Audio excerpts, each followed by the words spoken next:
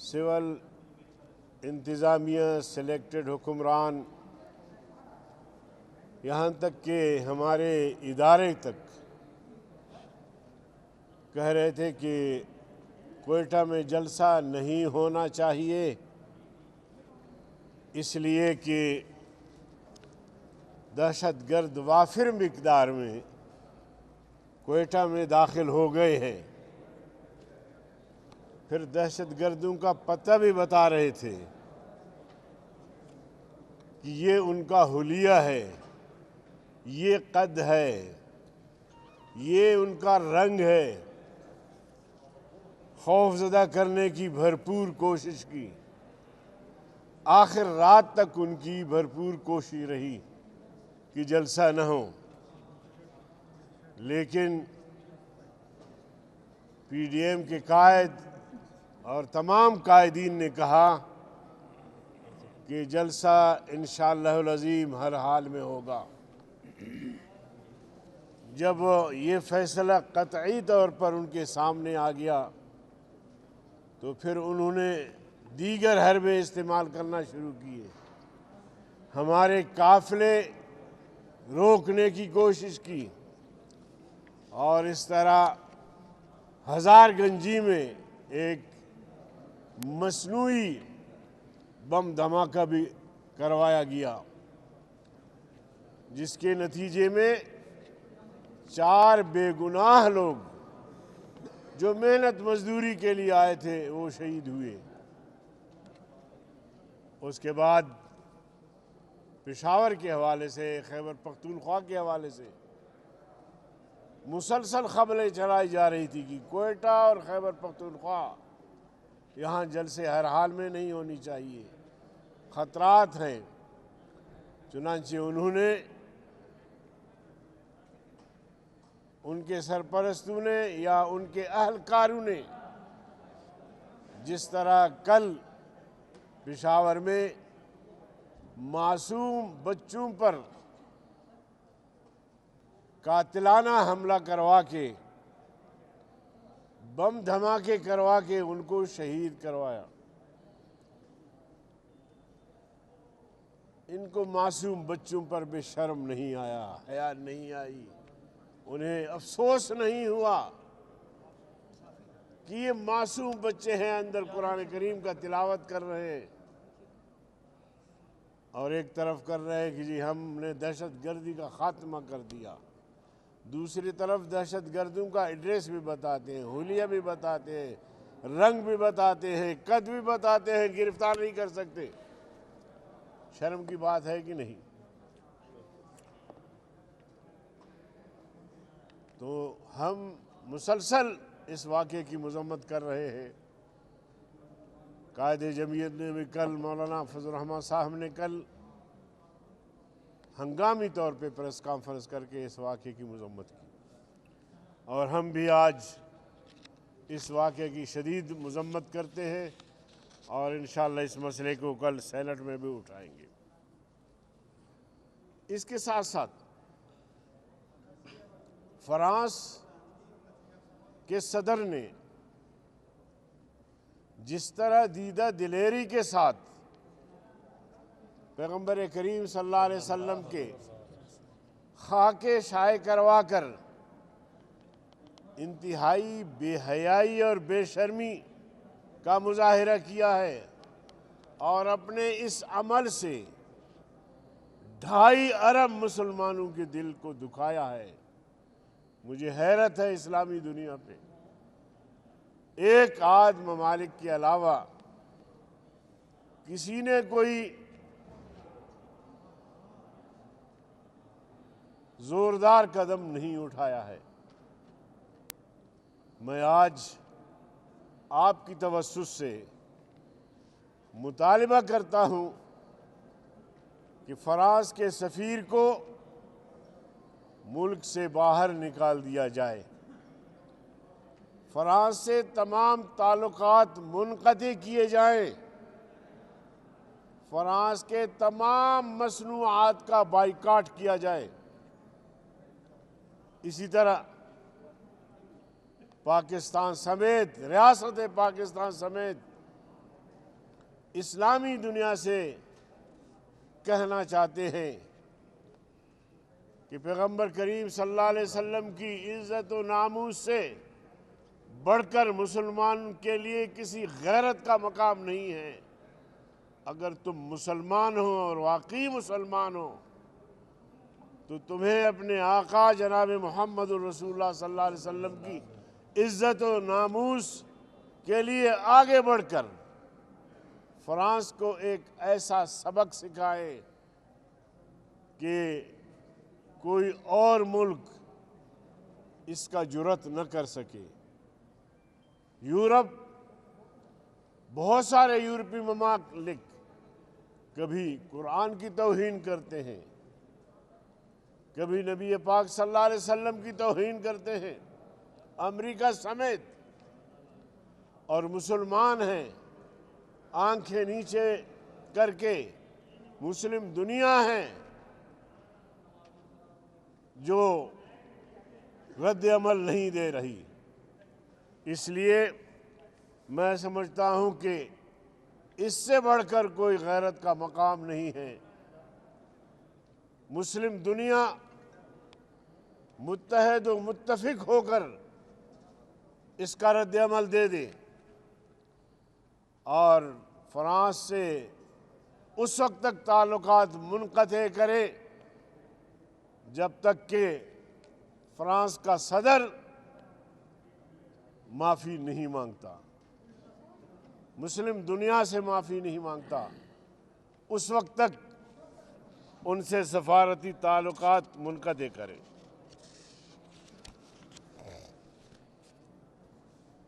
آج ایک خبر جو میڈیا نے انتہائی شہ سرخی کے ساتھ شائع کیا ہے وہ ہے بھارت اور امریکہ میں فوجی معلومات اور چین کے خلاف لڑنے کا اعلان۔ چین ہمارا دوست ملک ہے۔ چین نے ہر مشکل وقت میں ہماری مدد کی ہے، جنگی حالات ہوں یا دیگر مشکلات۔ یہاں اگر زلزلہ آیا تو چین نے بڑھ کر ہماری امداد کی، یہاں اگر قحط آیا، یہاں اگر ہم دیوالیہ بننے جا رہے تھے تو اس میں بھی آگے بڑھ کر ہماری مدد کی۔ چین ہمارا پڑوسی دوست ملک، اس کے ساتھ بھارت اور امریکہ مل کر جنگ لڑنے کا اعلان کیا ہے تو پاکستان کہاں کھڑا ہے؟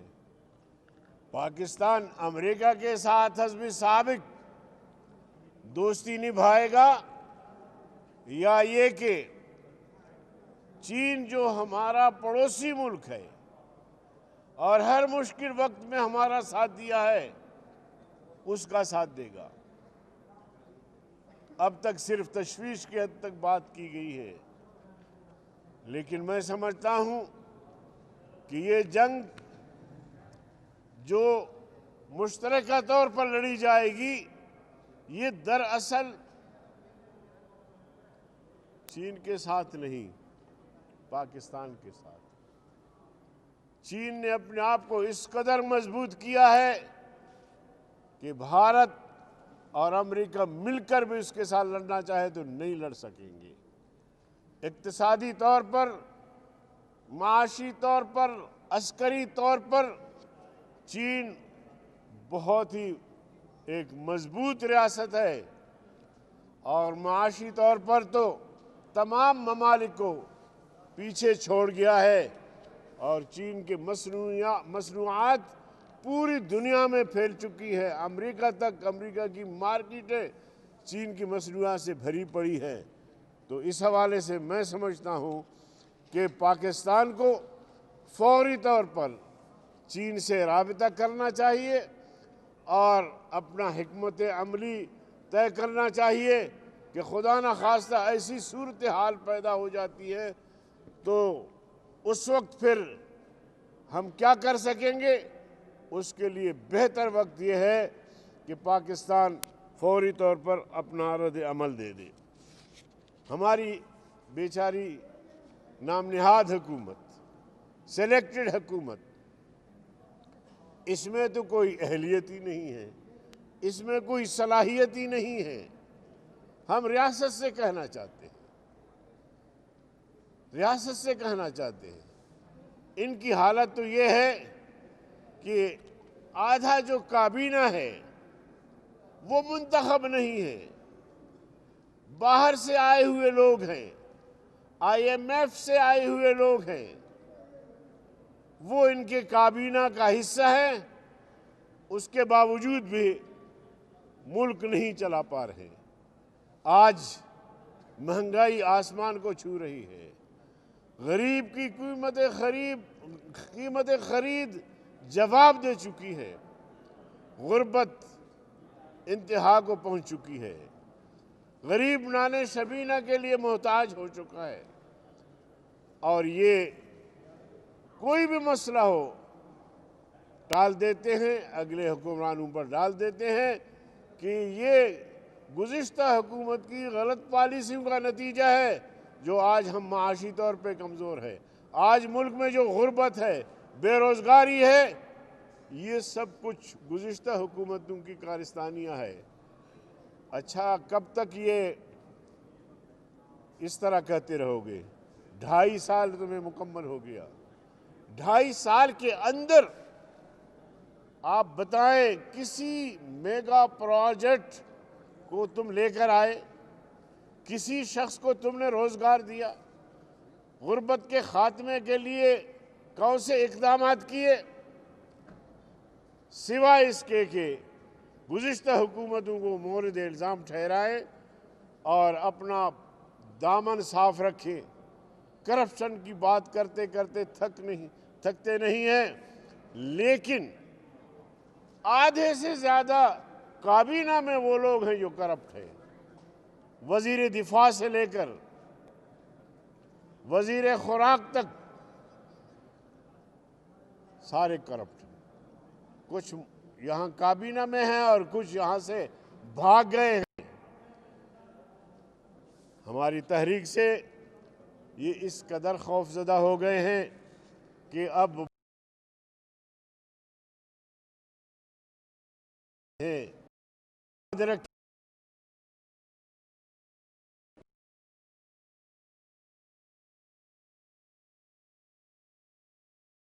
جلسوں کا تسلسل جاری رہے گا۔ کہتے تھے کہ کوئٹہ میں یہ 5,000 لوگ بھی جمع نہیں کر سکیں گے۔ اب یہ تیسرا جلسہ ہے جو ایک سے بڑھ کر جلسے ہو رہے ہیں، اور پشاور کا جو جلسہ ہوگا انشاءاللہ العظیم ان کو پتہ لگے گا کہ پوری قوم کن کے ساتھ ہے۔ پشاور کے جلسے کے حوالے سے میں مولانا عطا الرحمن صاحب سے گزارش کروں گا کہ وہ تفصیلات آپ کے سامنے رکھیں۔ بسم اللہ الرحمن الرحیم۔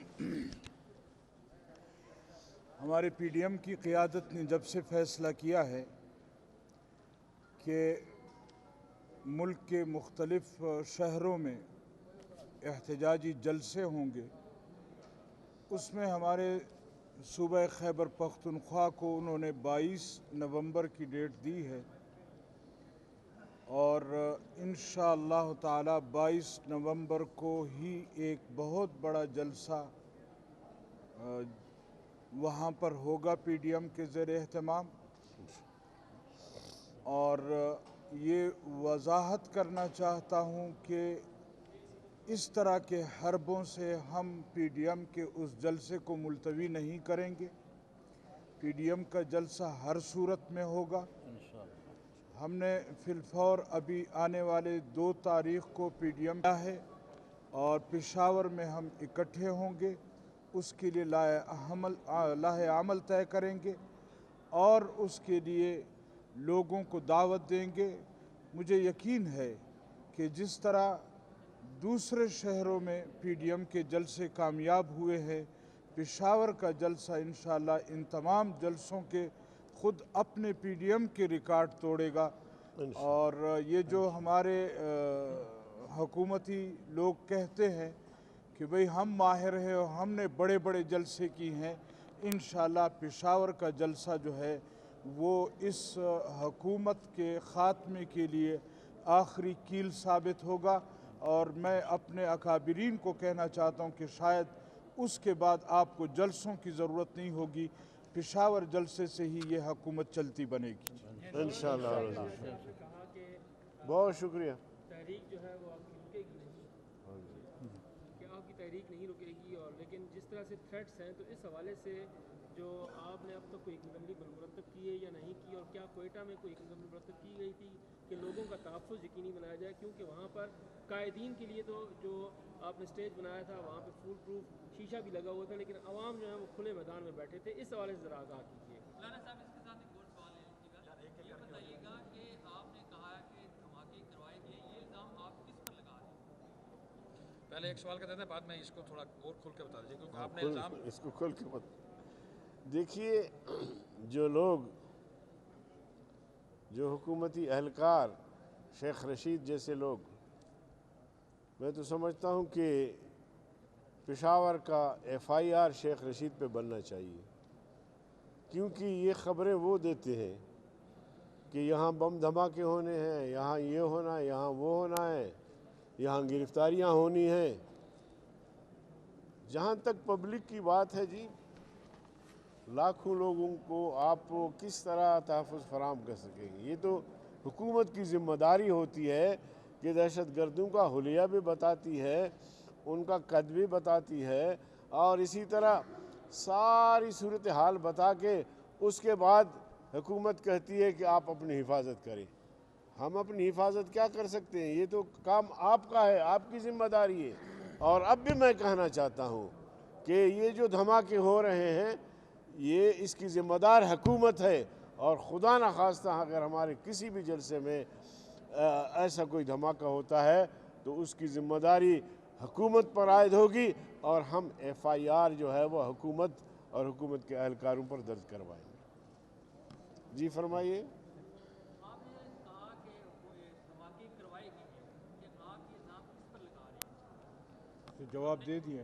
جواب اس کا تو آ گیا جی۔ مولانا آپ نے حکومت اور اداروں دونوں کی بات کی ہے، آپ نے جو پچھلی آپ نے بات کی ہم نے لکھی ہے، اداروں سے آپ کی کیا مراد ہے؟ دیکھیں، جو ہمارے خفیہ ادارے ہیں، وہ کروا رہے ہیں؟ سنو تو صحیح، خفیہ ادارے ہیں، وہ اس کام کے لیے ہیں کہ دشمن کا پتہ لگائیں، وہ اس کام کے لیے ہے کہ دہشت گرد کا پتہ لگائیں اور پھر اس کو گرفت میں لیں۔